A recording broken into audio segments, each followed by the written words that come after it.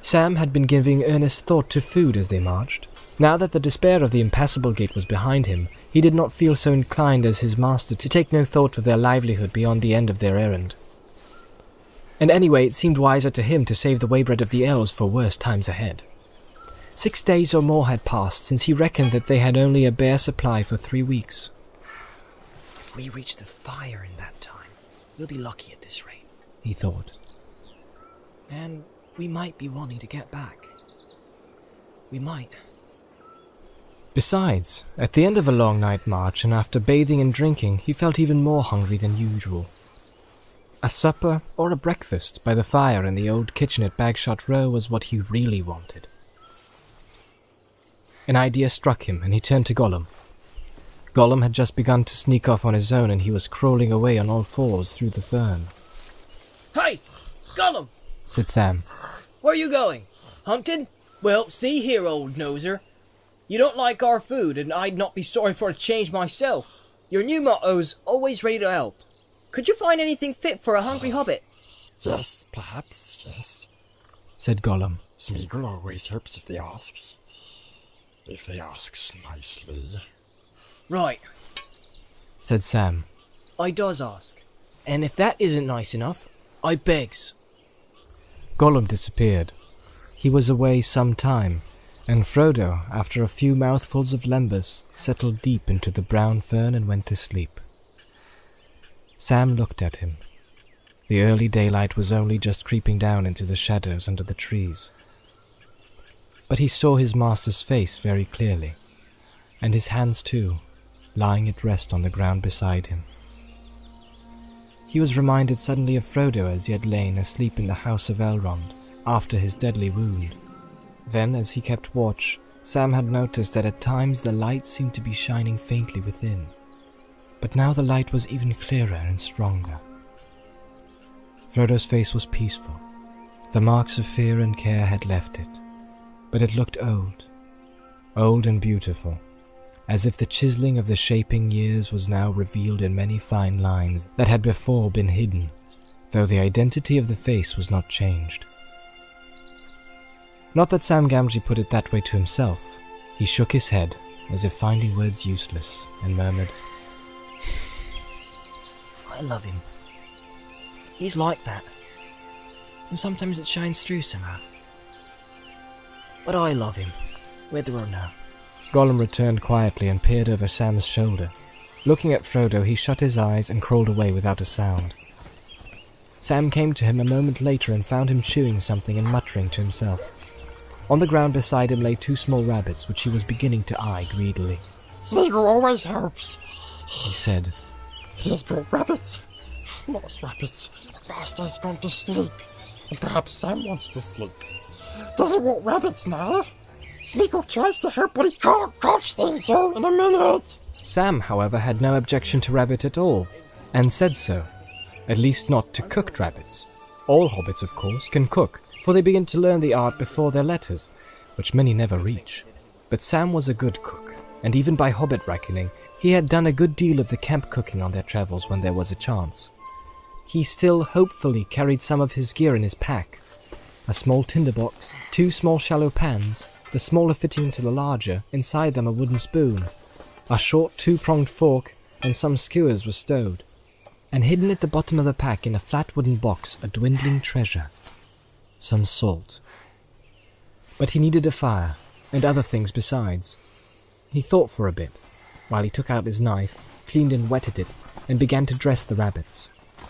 He was not going to leave Frodo alone asleep even for a few minutes. Now, Gollum, he said, I'll have another job for you. Go and fill these pans with water and bring them back. Smeagol will fetch water, yes, said Gollum. But what does the hobbit want all that water for? He has drunk. He has washed. Never you mind, said Sam. If you can't guess, you'll soon find out. And the sooner you fetch the water, the sooner you'll learn. Don't you damage one of my pans or I'll carve you into mincemeat. While Gollum was away, Sam took another look at Frodo. He was still sleeping gently, but Sam was now struck at most by the leanness of his face and hands. Too thin and drawn he is, he muttered. Not right for a hobbit. If I can get these conies cooked, I'm gonna wake him up.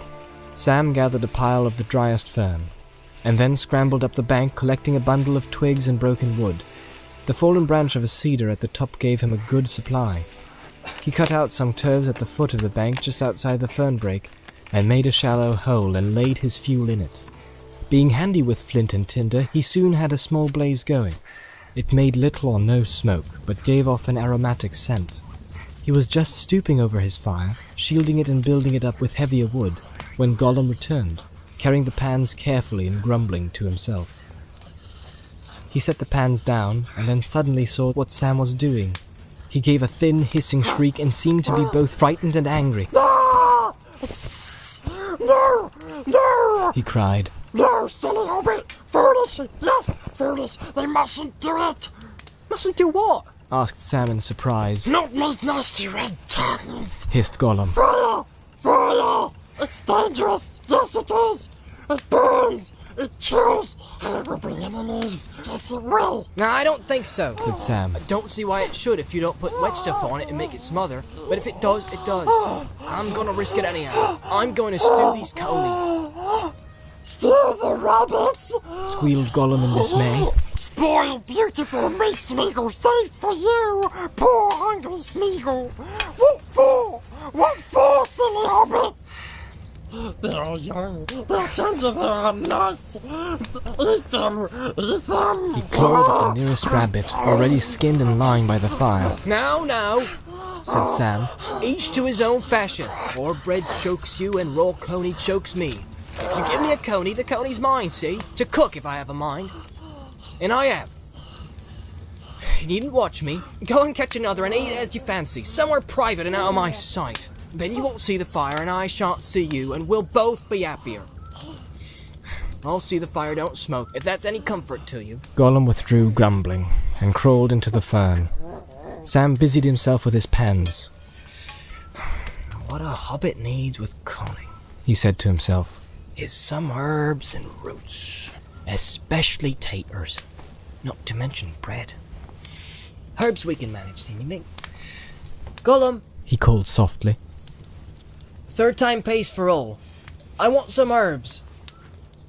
Gollum's head peeped out of the fern, but his looks were neither helpful nor friendly.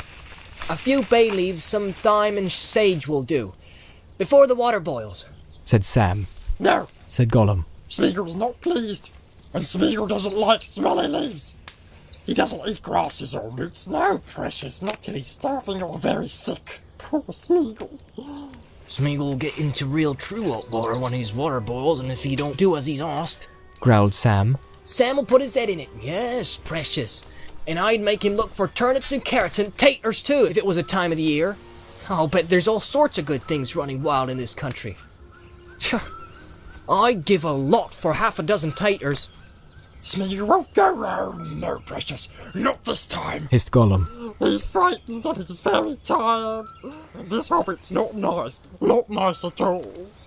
Smeagol won't grab for roots and carrots and taters. What's taters, precious? Huh? What's taters? Po-Tayyy-Tooooes, Said Sam. the gaffer's delight, and a rare good ballast for an empty belly. But you won't find any, so don't need to look. But be good, Smeagol, and fetch me the herbs, and I'll think better of you. What's more, if you turn over a new leaf and keep it turned, I'll cook you some taters one of these days. I will. Fried fish and chips served by Escamji. You couldn't say no to that. Yes, we could. Spoiling nice fish. Scorching it. Give me fish now.